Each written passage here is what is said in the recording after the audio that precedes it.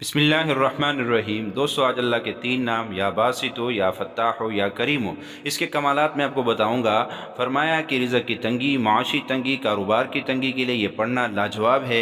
इसके अलावा गैब के ख़जानों से ज़रूरियात का पूरा होना, मुलाजमत के हुसूल के लिए, नौकरी ख़तरे में हो तो उसके हिफाजत के लिए, फंसी हुई रकम की वापसी के लिए, नॉर्मल डिलीवरी के लिए, कारोबार में आसानी के लिए, जल्द शादी या शादी के हवाले से तमाम मसाइल के लिए, हस्ब मंशा नौकरी के लिए, कैद से रिहाई के लिए, उलझे और मसाइल में गहरी ज़िंदगी के लिए, और जिस्मानी रूहानी बीमारियों के लिए ये पढ़ना बेमिसाल है। इसके पढ़ने का तरीका क्या है? वज़ू बेवज़ू, पाक नापाक, उठते बैठते, सोते जागते, चलते फिरते, रोज़ाना हज़ारों की तादाद में पढ़िए। तमाम घर वाले पढ़े।